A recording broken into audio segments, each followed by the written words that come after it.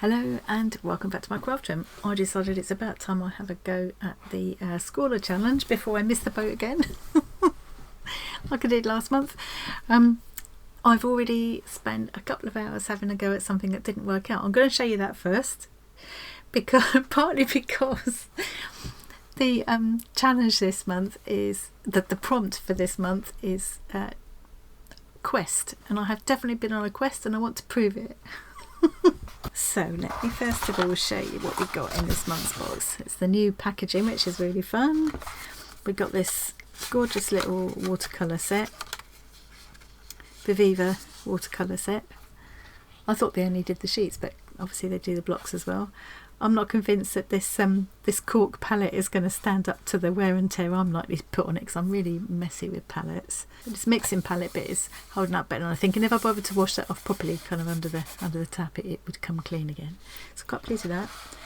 My failed attempt has at least given me a chance to get to know the paints a bit better, so it's never a waste of time. That was my original swatch. Love that opera pink, gorgeous. It's a lovely colour. It's a lovely colour palette actually.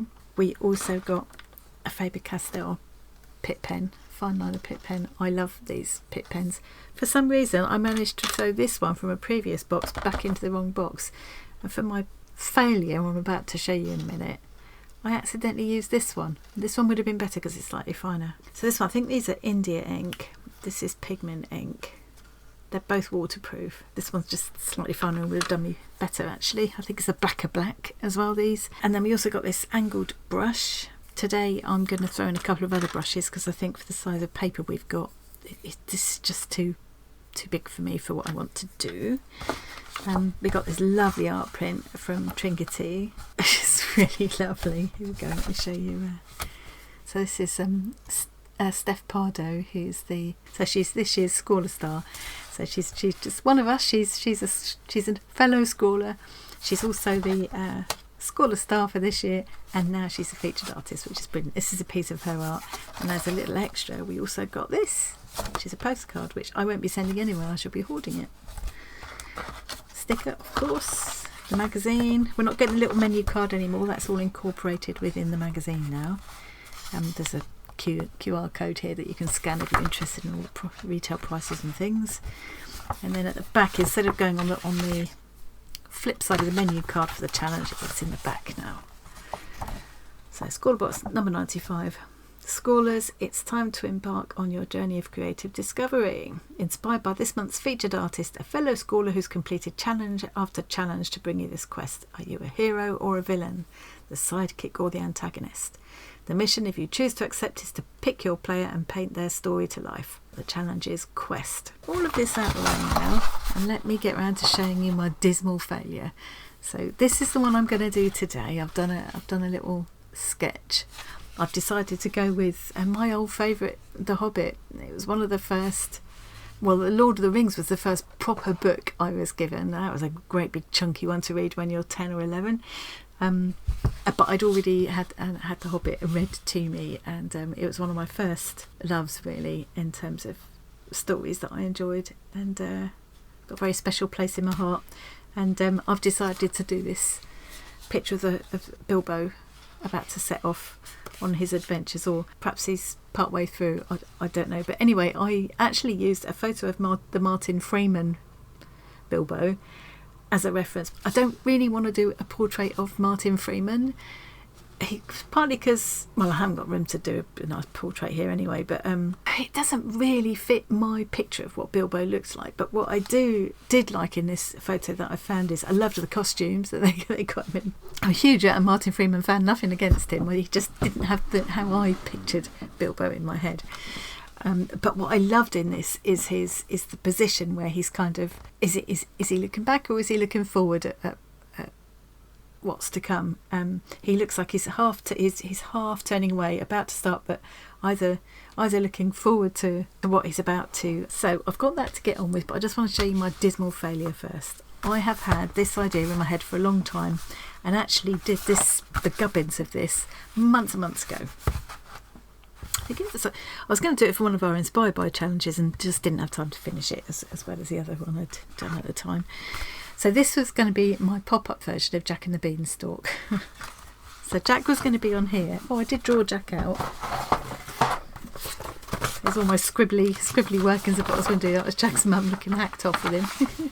This is going to be my Jack. There's a different version of Jack's mum I was working on. So I was going to do Jack on here, and I thought this is the way, because I never like working with these small A5 pads. They're great. It's a nice way to try the paper. It's great for swatching and stuff. I just don't feel able to really express myself on them, I guess. So what I quite often end up doing is sticking several bits together and cutting them into shapes and things and making them into something 3D or whatever to give myself a bit more scope. So that's kind of what I was thinking I could do with this. So imagine this is the cover of my book. Okay, this has all gone horribly wrong and it's going to be going in the bin after I've shown you. So this is Jack's house, and imagine Jack would be standing here. Jack would actually have a little pocket on the front of the book that he could stand in, and you could take him out to tell the story. So this is Jack's house, and then we would, and this is the back of Jack's house. We'd be able to open to see inside, to see how poor they were, how little they had, and this is their garden, and the cow would have to be on here. His mum would tell him to take the cow to market and get some gold coins because they've got no food left. They don't really want to get rid of the cow, but you know. And then, so the cow would be on here, and Jack would take the cow to market, all the way into market. Trot, trot, trot, trot, trot. And when they get to market, he would meet a man. I was going to do the man on here, who gave him the 5 magic beans for the cow and convinced him that it was a real good bargain. So by the time he had done all of that, it was getting a bit dark as he walked home. So this would be show the darkness now. As he walked home, he was a bit worried. You know, he knew his mum would be cross when he got home because he's late. So he gets home and his mum is cross, and she says, "Right, how much did you get for the cow?" And I was even thinking I might cut out the doors and things and have her peeking out, you know. So he showed her the 5 magic beans, and she's really annoyed with him, sends him to bed without any supper because they've got nothing. They can't eat the beans. And she throws the beans into the backyard. So this is the front of the house, this is the backyard, and they go to bed.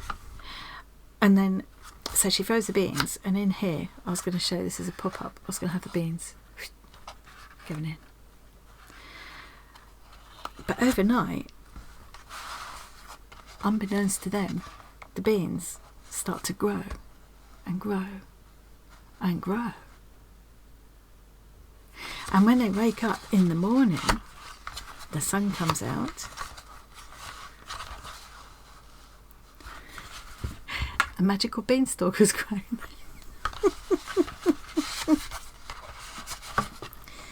So there's even an over the page where I was going to go up. You know, he was going to go up to the giant's house in the clouds, and I was going to carry on with the story. But it will now be going in the bin. That's the sound of it going in the bin.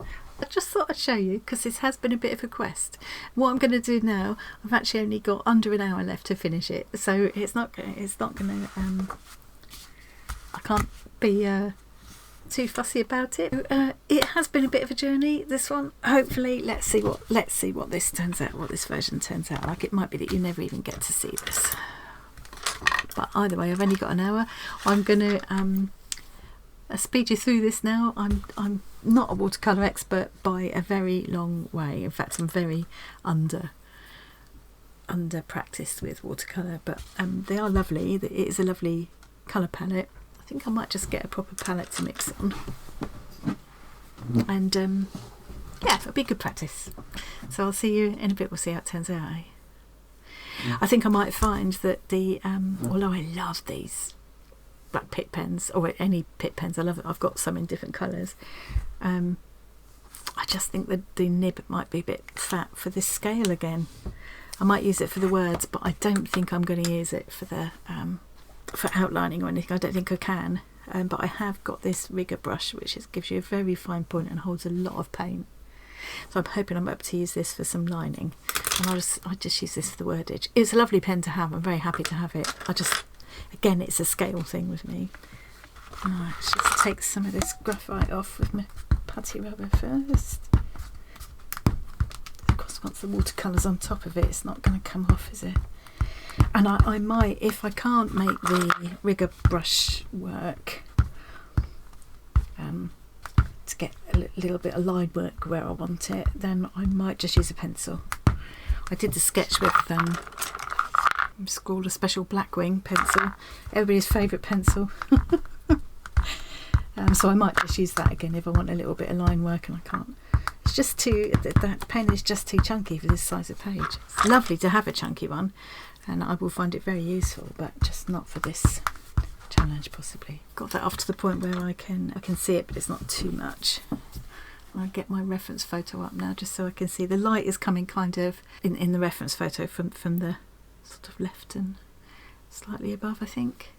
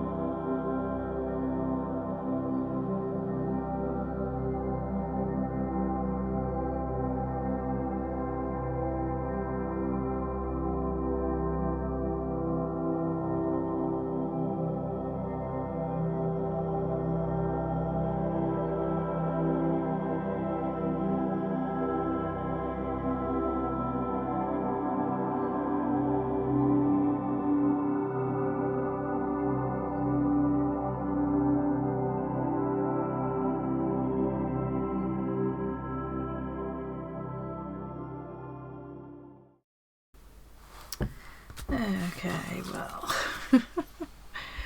I've been going for about an hour. I need to go and get dinner on now. I find this tiny scale so frustrating to work in. I put the splatters on at the end because I thought it's sort of reminiscent of the fact that he then wrote down his tales. He wrote his story later on. But in the end I wasn't so happy with that.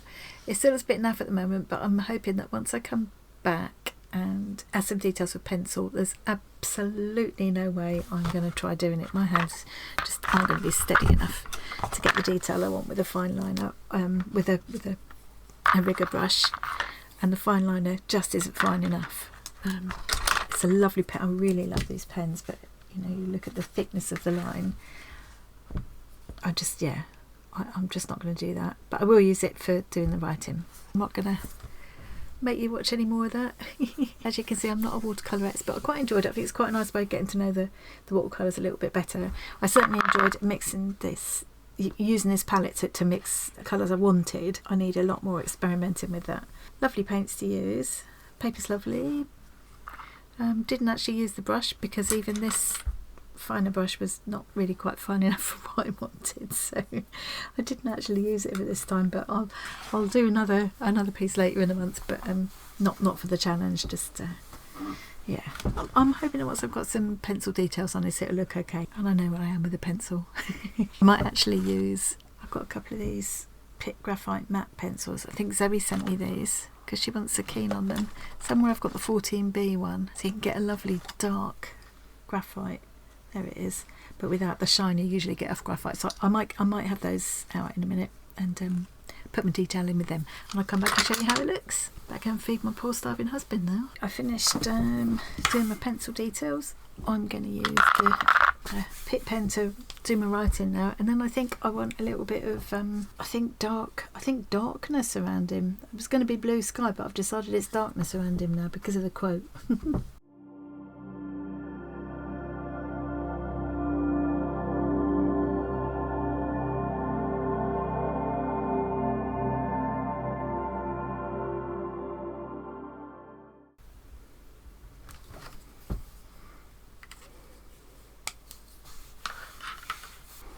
I think I've ended up with a slightly different expression. He looks a bit more trepidatious, but he looks determined to do what he's got to do. He looks resigned. I want to get a nice dark colour now. Whoops. Leave that to just set for a bit, that ink. Any purpley sludge I'm going to leave in there. So lovely and pigmented, these paints. Lovely to use. Let's have some purple.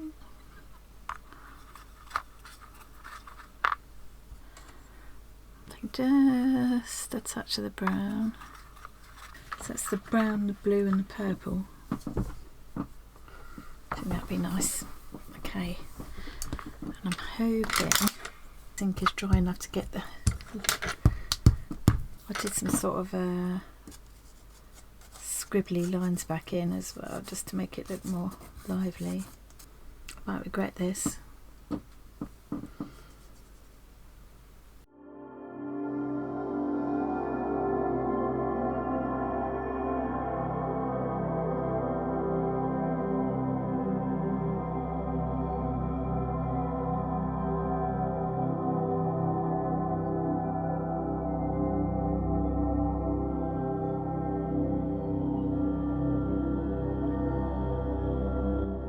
Oops. Oh, I've just ruined my tape peel, look. Tape's not stuck down. Oh, that's annoying.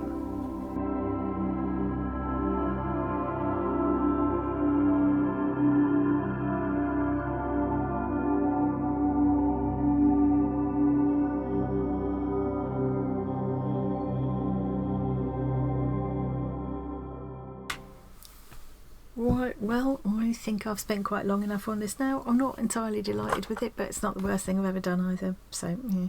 I think the tape peel is going to be a bit of a disappointment because I think I let the paint underneath a couple of times, which is a bit annoying. See if I can save the tape and use again. It's coming off all right though. Oh, look. There it is, done. Yeah, the paints are lovely. I need a lot more practice with them, but they're really nice to use, and I haven't entirely trashed the palette. I felt like because it was cork it was going to soak in and go all nasty. It just seems to dry up. It seems to be fine actually. It looks messy, but it seems to be standing up to it fine. I don't really enjoy using the palette. I mean, it would work, but it keeps us like bouncing up, so I don't really like. I prefer to use my normal palette.